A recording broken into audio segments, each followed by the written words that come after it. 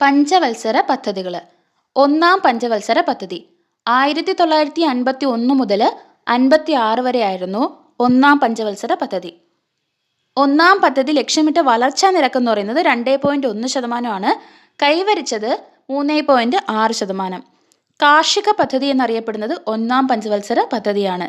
ഇതിൻ്റെ ലക്ഷ്യങ്ങൾ എന്ന് പറയുന്നത് കാർഷിക വളർച്ച, ഭക്ഷ്യ സ്വയം പര്യാപ്തത, അഭയാർത്ഥി പുനരധിവാസം. ഇന്ത്യയിൽ വൻകിട ജലസേചന പദ്ധതികൾ സ്ഥാപിച്ച പഞ്ചവത്സര പദ്ധതി ഒന്നാം പഞ്ചവത്സര പദ്ധതിയാണ്. ഈ ആരംഭിച്ച വൻകിട ജലസേചന പദ്ധതികൾ ഫക്രാനങ്കൽ, ഹിരാക്കുഡ്, ദാമോദർ വാലി എന്നിവയൊക്കെയാണ്. യൂണിവേഴ്സിറ്റി ഗ്രാൻറ്റ്സ് കമ്മീഷൻ സ്ഥാപിതമായതും ഈ പഞ്ചവത്സര പദ്ധതി കാലത്താണ്. UGC ആക്ട് പാസ്സാക്കിയത് 1956 രണ്ടാം പഞ്ചവത്സര പദ്ധതി 1956 മുതൽ 61 വരെയാണ്. ഇത് ലക്ഷ്യമിട്ടിരുന്ന വളർച്ചാ നിരക്ക് 4.5%, കൈവരിച്ച വളർച്ചാ നിരക്ക് 4.27%. വ്യവസായവൽക്കരണം, ഗതാഗത വികസനം എന്നിവയ്ക്ക് കൂടുതൽ പ്രാധാന്യം നൽകിയിരുന്നു. അതുപോലെ വ്യാവസായിക പദ്ധതി എന്നറിയപ്പെടുന്നത് രണ്ടാം പഞ്ചവത്സര പദ്ധതിയാണ്. രണ്ടാം പഞ്ചവത്സര പദ്ധതി സോഷ്യലിസ്റ്റ് മാതൃകയിലാണ് നടപ്പിലാക്കിയത്. മെഹ്ലനോബിസ് മാതൃക എന്നറിയപ്പെടുന്നതും ഈ രണ്ടാം പഞ്ചവത്സര പദ്ധതിയാണ്. അതുപോലെ രണ്ടാം പദ്ധതിക്കാലത്ത് നിർമ്മാണ അനുമതി ലഭിച്ച ഇരുമ്പുരുക്ക് ശാലകളാണ് ഭിലായ്, റൂർക്കേല, ദുർഗാപൂർ എന്നിവ. മൂന്നാം പഞ്ചവത്സര പദ്ധതി 1961 മുതൽ 66 വരെയാണ്. ലക്ഷ്യമിട്ടിരുന്ന വളർച്ചാ നിരക്ക് 5.6%, കൈവരിച്ച വളർച്ചാ നിരക്ക് 2.4%. 1962 ഇന്ത്യ ചൈന യുദ്ധവും അതുപോലെ 65 ഇന്ത്യ പാക് യുദ്ധവും ഇത് കാരണം കടുത്ത വരൾച്ചയും കാരണമൊക്കെയാണ് ഈ ഒരു വളർച്ചാ നിരക്ക് കുറഞ്ഞു പോയത്. മൂന്നാം പഞ്ചവത്സര പദ്ധതി കാലത്ത് തുടക്കം കുറിച്ച പ്രവർത്തനമാണ് ഹരിത വിപ്ലവം. ഇതിൻ്റെ ലക്ഷ്യങ്ങളെന്ന് പറയുന്നത് കാർഷിക വ്യാവസായിക വളർച്ച, ഭക്ഷ്യധാന്യങ്ങളിൽ പ്രത്യേകിച്ച് ഗോതമ്പിൻ്റെ കാര്യത്തിൽ സ്വയം പര്യാപ്തത ഇവയൊക്കെയാണ്. ഈ ഒരു പദ്ധതി സമയത്ത് വന്ന സ്റ്റീൽ പ്ലാന്റാണ് ബൊക്കാറോ സ്റ്റീൽ പ്ലാന്റ്. അതിനുശേഷം 1966 മുതൽ 69 വരെയുള്ള ഒരു 3 വർഷക്കാലം എന്ന് പറയുന്നത് പ്ലാൻ ഹോളിഡേ എന്നാണ് അറിയപ്പെടുന്നത്. അതായത് ഈ ഒരു 3 വർഷവും വാർഷിക പദ്ധതികളാണ് നിലനിന്നത്. പ്ലാൻ ഹോളിഡേ പ്രഖ്യാപിച്ച സമയത്ത് ഇന്ത്യൻ പ്രധാനമന്ത്രി ഇന്ദിരാഗാന്ധിയായിരുന്നു. നാലാം പഞ്ചവത്സര പദ്ധതി. നാലാം പഞ്ചവത്സര പദ്ധതിയുടെ ലക്ഷ്യങ്ങളെന്ന് പറയുന്നത് സ്ഥിരതയുള്ള സാമ്പത്തിക വളർച്ചയും സ്വയം പര്യാപ്തതയായിരുന്നു. ഈ നാലാം പദ്ധതി 1969 മുതൽ 74 വരെയാണ്. ലക്ഷ്യമിട്ടിരുന്ന വളർച്ചാ നിരക്കെന്ന് പറയുന്നത് 5.6%, കൈവരിച്ചത് 3.3%. ഗാഡ്ഗിൽ മോഡൽ എന്നറിയപ്പെടുന്ന പദ്ധതി നാലാം പഞ്ചവത്സര പദ്ധതിയാണ്. അതുപോലെ ഇന്ത്യയിൽ പ്രഥമ ബാങ്ക് ദേശസാൽക്കരണം നടന്നതും ഈ ഒരു നാലാം പഞ്ചവത്സര പദ്ധതി കാലത്താണ്, 1969. അഞ്ചാം പഞ്ചവത്സര പദ്ധതി 1974 മുതൽ 78 വരെയായിരുന്നു. ലക്ഷ്യമിട്ടിരുന്ന വളർച്ചാ നിരക്ക് 4.4%, കൈവരിച്ചത് 4.8% ഒക്കെ ആയിരുന്നു. ഇതിൻ്റെ പ്രധാന ലക്ഷ്യങ്ങളെന്ന് പറയുന്നത് ദാരിദ്ര്യ നിർമ്മാർജ്ജനവും അതുപോലെ സ്വയം പര്യാപ്തതയായിരുന്നു. ദാരിദ്ര്യ നിർമ്മാർജ്ജനത്തിനായിട്ട് ഇന്ദിരാഗാന്ധി 20 ദിന പരിപാടികൾ നടപ്പിലാക്കിയ പഞ്ചവത്സര പദ്ധതി ഇതാണ്.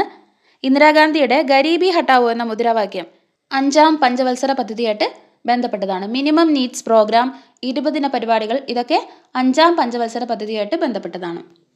അതിനുശേഷം 1978 മുതൽ 80 കാലഘട്ടത്തിൽ റോളിംഗ് പ്ലാൻ അവതരിപ്പിച്ചു. മൊറാർജി ദേശായിയുടെ ജനതാ ഗവൺമെൻറ്റാണ് ഇത് അവതരിപ്പിച്ചത്. സാമൂഹ്യ നീതിയോടൊപ്പം വളർച്ച എന്നതിന് പകരം സാമൂഹ്യ നീതിക്ക് വേണ്ടിയുള്ള വളർച്ച എന്നതായിരുന്നു ഈ ഒരു പദ്ധതി കൊണ്ട് ഉദ്ദേശിച്ചിരുന്നത്. റോളിംഗ് പ്ലാൻ ആശയം ആദ്യമായിട്ട് അവതരിപ്പിച്ചത് ഗുണ്ണാർ മിർദാലാണ്. ഗുണ്ണാർ മിർദാൽ ഏഷ്യൻ ഡ്രാമ എന്ന ഗ്രന്ഥത്തിൻ്റെ രചയിതാവും ഗുണ്ണാർ മിർദാലാണ്. ആറാം പഞ്ചവത്സര പദ്ധതി 1980 മുതൽ 85 വരെയായിരുന്നു. ലക്ഷ്യം 5.2%, കൈവരിച്ചത് 5.7% ആയിരുന്നു.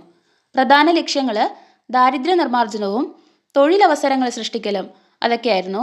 നബാർഡ് ബാങ്ക്, NREM, ട്രൈസം പദ്ധതികൾ അതൊക്കെ ഈ ഒരു ആറാം പദ്ധതി കാലഘട്ടത്തിലാണ് രൂപം കൊണ്ടത്. 1978 രൂപീകരിക്കപ്പെട്ട IRDP പദ്ധതി 1980 നടപ്പിലാക്കിയത്. ഏഴാം പദ്ധതിയാണ് 1985 മുതൽ 90 വരെയായിരുന്നു. ലക്ഷ്യം 5% ആയിരുന്നു, കൈവരിച്ചത് 6.1%. ശാസ്ത്ര സാങ്കേതിക വിദ്യയിൽ ഊന്നൽ നൽകിയ വളർച്ച, അതുപോലെ യന്ത്ര സാമഗ്രികളുടെ കാര്യക്ഷമത ഉയർത്തി ഉൽപാദന വർധന ഇതൊക്കെയായിരുന്നു ലക്ഷ്യം എന്ന് പറയുന്നത്. വാർത്താവിനിമയ രംഗത്തെ പുരോഗതിക്ക് നേതൃത്വം കൊടുത്ത പ്രധാനമന്ത്രി രാജീവ് ഗാന്ധിയുടെ സാങ്കേതിക ഉപദേഷ്ടാവായിരുന്നു സാം പിത്രോഡ. ഇന്ത്യക്ക് വാർത്താവിനിമയ ഗതാഗത മേഖലകളിൽ വൻ പുരോഗതി കൈവരിക്കാൻ സാധിച്ച പഞ്ചവത്സര പദ്ധതിയും 7ാം പദ്ധതിയാണ്. കേന്ദ്രത്തിൽ രാഷ്ട്രീയ അനിശ്ചിതത്വം കാരണം 1990 മുതൽ 92 മാർച്ച് 31 വരെ വാർഷിക പദ്ധതിയായിരുന്നു നടപ്പിലാക്കിയിരുന്നത്. 8ാം പദ്ധതി 1992 മുതൽ 97 വരെ ആയിരുന്നു. ലക്ഷ്യം 5.6%, വളർച്ച 6.78% ആയിരുന്നു. ഇതിൻ്റെ പ്രധാന ലക്ഷ്യം എന്ന് പറയുന്നത് മികച്ച വിദ്യാഭ്യാസം, ആരോഗ്യം, തൊഴിൽ എന്നിവയിലൂടെ മാനവ വിഭവശേഷി മെച്ചപ്പെടുത്തുക എന്നുള്ളതായിരുന്നു. മൻമോഹൻ മോഡൽ എന്നാണ് ഈ ഒരു 8ാം പഞ്ചവത്സര പദ്ധതി അറിയപ്പെടുന്നത്. വിദ്യാഭ്യാസത്തിൻ്റെ സാർവത്രികവൽക്കരണം സ്കൂൾ തലത്തിൽ നടപ്പിലാക്കുകയും അതുവഴി 15 മുതൽ 35 വയസ്സിനിടയിലുള്ള ആൾക്കാരുടെ നിരക്ഷരത ഇല്ലാതാക്കാൻ ഈ പദ്ധതി സാക്ഷ്യം വഹിച്ചു. പ്രധാനമന്ത്രി റോസ്ഗാർ യോജന നടപ്പിലാക്കിയത് പഞ്ചവത്സര പദ്ധതി ഈ ഒരു 8ാം പഞ്ചവത്സര പദ്ധതിയിലാണ്. അതുപോലെ നാഷണൽ സ്റ്റോക്ക് എക്സ്ചേഞ്ച് വന്നതും പഞ്ചായത്ത് രാജ് സംവിധാനം വന്നതും ഒക്കെ ഈ ഒരു കാലഘട്ടത്തിലാണ്. ഇന്ത്യ ലോക വ്യാപാര സംഘടനയിൽ അംഗമായതും 8ാം പഞ്ചവത്സര പദ്ധതി കാലത്താണ്. 1991 പുത്തൻ സാമ്പത്തിക നയത്തിൻ്റെ അടിസ്ഥാനത്തിലുള്ള ആദ്യ പദ്ധതിയും 8ാം പദ്ധതിയാണ്. 9ാം പദ്ധതി 1997 മുതൽ 2002 വരെ ആയിരുന്നു. സ്വാതന്ത്ര്യത്തിൻ്റെ 50ാം വാർഷികത്തിൽ ആരംഭിച്ച പദ്ധതിയാണ് 9ാം പദ്ധതി. ലക്ഷ്യമിട്ടിരുന്നത് 6.5%, വളർച്ചാ നിരക്ക് കൈവരിച്ചത് 5.4% ആയിരുന്നു. ഇതിൻ്റെ പ്രധാന ലക്ഷ്യം എന്ന് പറയുന്നത് സാമൂഹ്യനീതിയിലും തുല്യതയിലും അധിഷ്ഠിതമായ വികസനമായിരുന്നു. കുടുംബശ്രീ പദ്ധതിയുടെ ഉദ്ഘാടനവും ഒക്കെ ഈ ഒരു 9ാം പദ്ധതി കാലത്താണ്. കുടുംബശ്രീ ആരംഭിച്ചത് 1998 മെയ് 17 സ്ത്രീ ശാക്തീകരണം ലക്ഷ്യമിട്ട പഞ്ചവത്സര പദ്ധതിയാണ് 9ാം പഞ്ചവത്സര പദ്ധതി. ജനകീയ പദ്ധതി എന്നറിയപ്പെടുന്നതും ഈ ഒരു പദ്ധതിയാണ്.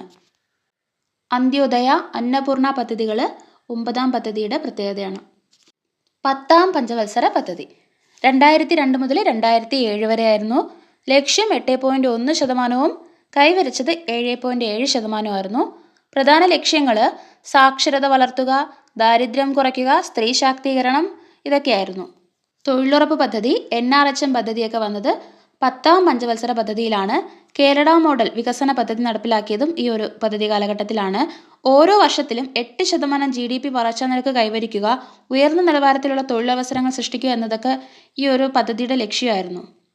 11ാം പദ്ധതി 2007 മുതൽ 2012 വരെ ആയിരുന്നു. ലക്ഷ്യം 9%, വളർച്ച 8.2% ആയിരുന്നു. പ്രധാന ലക്ഷ്യങ്ങൾ എല്ലാവരെയും ഉൾക്കൊള്ളിച്ചുകൊണ്ടുള്ള വളർച്ച, ഇൻക്ലൂസീവ് ഗ്രോത്ത്, സമഗ്രതല സ്പർശിയായ വളർച്ച, വിദ്യാഭ്യാസ പദ്ധതി ഇതൊക്കെയായിരുന്നു. ആധാർ പദ്ധതി, ആം ആദ്മി ബീമ യോജന ഇതൊക്കെ നടപ്പിലാക്കിയത് 11ാം പദ്ധതി കാലത്താണ്. 8.2% വളർച്ചാ നിരക്ക് കൈവരിക്കാനായിട്ട് ഈ ഒരു പദ്ധതിക്ക് കഴിഞ്ഞു. അതുപോലെ വിദ്യാഭ്യാസ അവകാശ നിയമം നിലവിൽ വരുന്നതും ഈ ഒരു 11ാം പദ്ധതി സമയത്താണ്. 12ാം പദ്ധതി 2012 മുതൽ 2017 വരെ ആയിരുന്നു. ലക്ഷ്യം 8% സുസ്ഥിര വികസനമായിരുന്നു ഇതിൻ്റെ പ്രധാന പദ്ധതിയുടെ ലക്ഷ്യം എന്ന് പറയുന്നത്. അതുപോലെ സുസ്ഥിര വികസനം, സസ്റ്റൈനബിൾ ഡെവലപ്മെൻറ്റ്, ത്വരിതഗതിയിലുള്ള വളർച്ച, എല്ലാവരെയും ഉൾക്കൊള്ളുന്ന വളർച്ച ഇതൊക്കെയായിരുന്നു ലക്ഷ്യങ്ങൾ.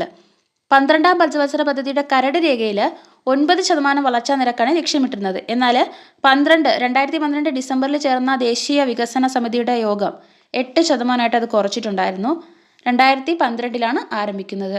ഇന്ത്യയിലെ അവസാനത്തെ പഞ്ചവത്സര പദ്ധതി 2014 ഈ ഒരു ആസൂത്രണ കമ്മീഷൻ പിരിച്ചുവിട്ട പ്രഖ്യാപനമൊക്കെ നടന്നത് ഈ ഒരു പഞ്ചവത്സര പദ്ധതി കാലത്താണ്.